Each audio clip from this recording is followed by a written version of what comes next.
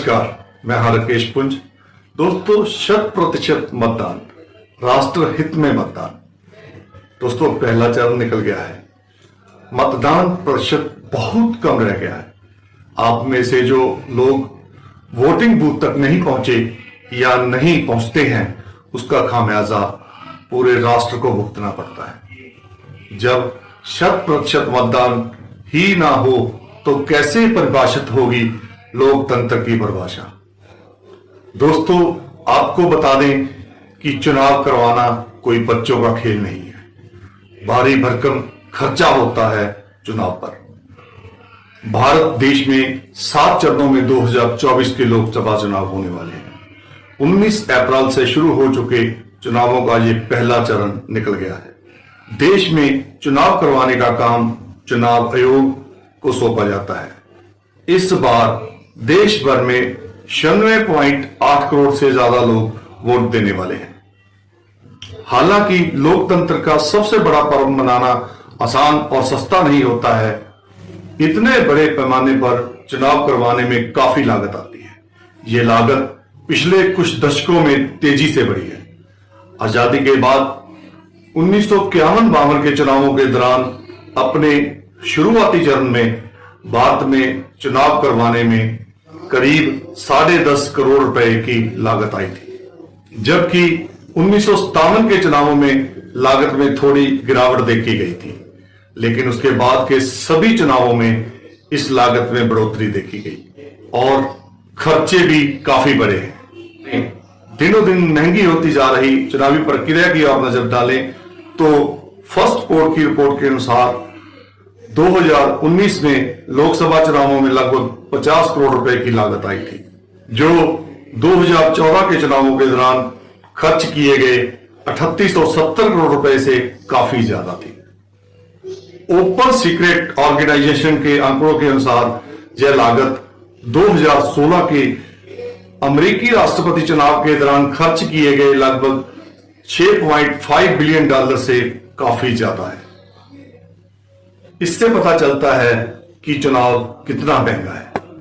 अगर प्रति वोट की बात करें तो 1951 में प्रति मतदाता कीमत 6 पैसे आती थी, जबकि 2014 में ये बढ़कर 46 रुपए हो गई।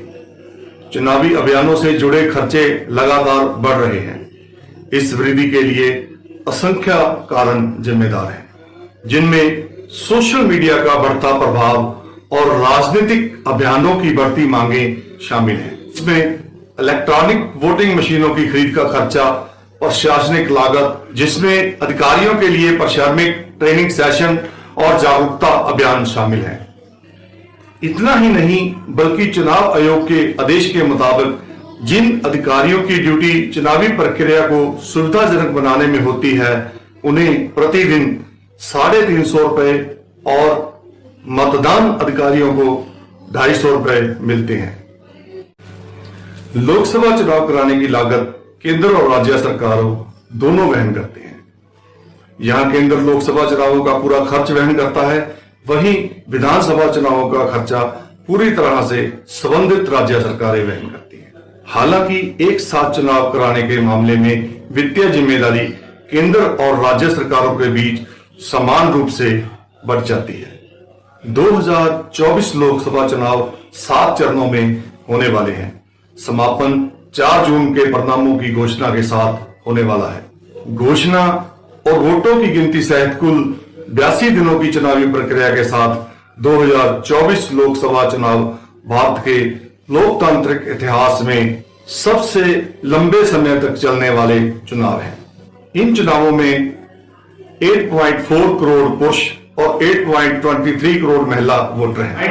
35.67 लाख वोटर पहली बार वोट डालेंगे। इसके लिए 1.87 लाख पोलिंग बूथ बनाए गए हैं। पहले चरण में 1625 उम्मीदवार मैदान में हैं। पहले चरण में 21 राज्यों और केंद्र शासित प्रदेशों में वोट डाले जा रहे हैं। इनमें तमिलनाडु की 39 सीटें, राजस्थान की 12, मध्य प्रदेश की 6, बिहार की 4, उत्तर प्रदेश की 8, उत्तराखंड की 5, अरुणाचल प्रदेश की 2, मिजोरम, नागालैंड, सिक्किम, पांडुचेरी, लक्षद्वीप और अंडमान निकोबार द्वीप समूह की एक सीट शामिल है। पहले चरण की 102 सीटों में 73 सामान्य सीटें हैं, जबकि अनुसूचित जनजाति के लिए 11 सीटें और अनुसूचित जाति के लिए 18 सीटें आरक्षित हैं। इस चरण में अरुणाचल प्रदेश और सिक्किम विधानसभा की 92 सीटों पर भी वोट डाले जा रहे हैं। इस चरण में कई दिग्गज नेताओं की किस्मत दांव पर है। इनमें प्रमुख नितिन गडकरी, सजीव बालियान, जितेंद्र सिंह, भूपेंद्र यादव, अर्जुन राम मेघवाल, किरण रिजिजू और सर्बानंद सोनोवाल शामिल हैं। इस चरण में 11,371 थर्ड जेंडर वोटर हैं। इस चरण में त्रिपुरा के पूर्व मुख्यमंत्री बिप्लब कुमार देव और अरुणाचल प्रदेश के पूर्व सीएम नवाब तुर्की मैदान में हैं। पहले चरण में 1625 उम्मीदवार हैं। इनमें से 1491 पुरुष और 134 महिला उम्मीदवार हैं। 35.67 लाख नए वोटरों में से पहले चरण में 16.63 करोड़ से ज्यादा मतदाता हैं। इनमें 8.4 करोड़ पुरुष और 8.23 करोड़ महिला वोटर हैं। पहली बार वोट डालने वाले वोटर्स की संख्या 35.67 लाख है। इस चरण में 20 साल से 29 साल की आयु वर्ग के 3.51 करोड़ वोटर हैं। इस चरण में 11,371 थर्ड जेंडर वोटर हैं। 85 साल से अधिक उम्र के 14.14 लाख वोटर्स हैं, जबकि 13.99 लाख दिव्यांग वोटर हैं। लोकसभा चुनाव के पहले चरण के मतदान और सुरक्षा कर्मियों को लाने ले जाने के लिए 41 हेलीकॉप्टर, 84 विशेष ट्रेनें और करीब 1 लाख गाड़ियां लगाई गई थी। शांतिपूर्ण मतदान के लिए केंद्रीय बलों की तैनाती की गई है। सभी मतदान केंद्रों पर माइक्रो ऑब्जर्वर की तैनाती के साथ 50% से अधिक मतदान केंद्रों पर वेबकास्टिंग की व्यवस्था है। 5,000 से अधिक मतदान केंद्रों का प्रबंधन पूरी तरह से महिलाओं के जिम्मे है। इसमें सुरक्षाकर्मी भी महिलाएं हैं, जबकि 1,000 से अधिक मतदान केंद्रों का प्रबंधन दिव्यांग व्यक्तियों के जिम्मे है। चुनाव आयोग ने 47,000 अधिकारक पत्र जारी किए हैं ताकि मीडिया वोटिंग की कवरेज कर सके।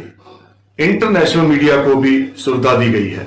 सभी देशवासियों को मतदान के दिन सबसे पहले अपना मतदान करना चाहिए, उसके बाद ही घर आकर नाश्ता पानी करना चाहिए, क्योंकि मतदान है महादान। मतदान है लोकतंत्र की पहचान। मतदान से ही देश और राष्ट्र उन्नति करता है, क्योंकि अगर मतदान सही होगा तो सही सरकार चुनी जाएगी, सही हाथों में देश होगा, सही हाथों में राष्ट्र होगा। नमस्कार।